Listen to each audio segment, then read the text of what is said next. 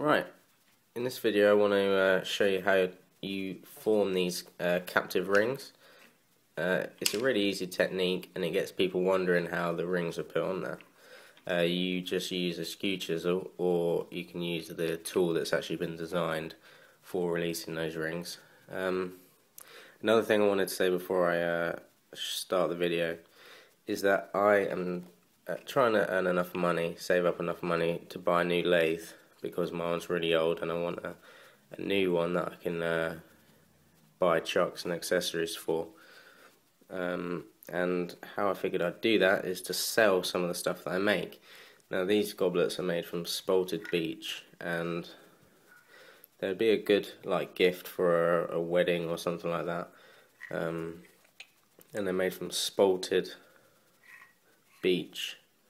And they've been finished with food safe oil so that you can drink out of them, or as you see here, they look good just on the mantelpiece or wherever. That would be a nice decorative piece or something, I don't know. But yeah, I've put them on eBay, and I'll post the link to that eBay auction, and I've actually put a buy it now price on there. So if you live in the UK and you want these unique goblets, you can bid or just buy it now. So cheers, and I hope you enjoy the video. Alright, a cool way that you can show off what you've done in some of your projects, and it really gets people wondering how that they were put on there, are these captive rings. They think, wait, there's no join there, and there's no join there, and there's no join on the rings, and the rings aren't big enough to slip over either way, so how is that ring put on there? And it's a really simple technique that you do on the lathe.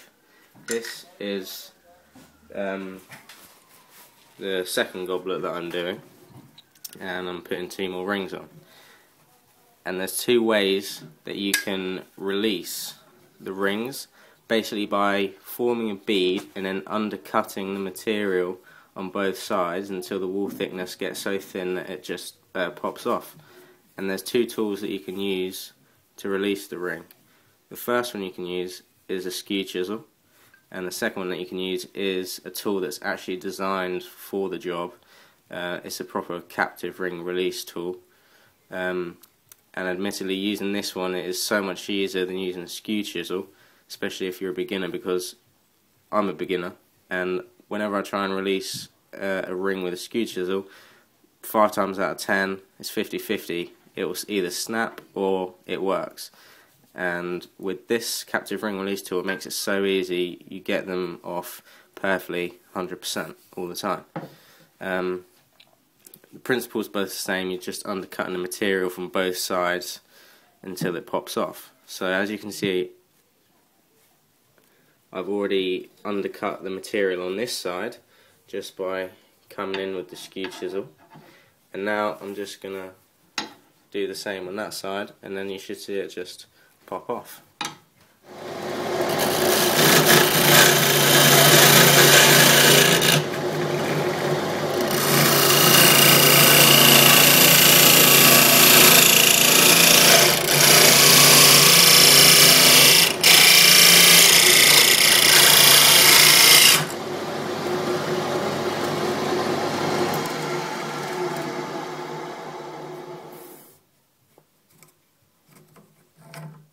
Right, and that one was using the skew chisel, and I was lucky that that one came off without splitting.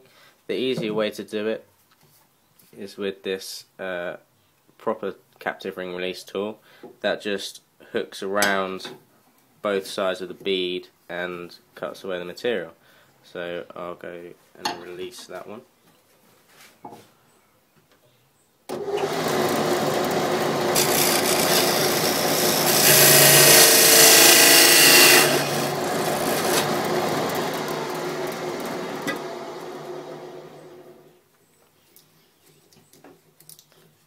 And now they're both free. You just need to clean up the material on both sides so that they can ride freely up and down the stalk.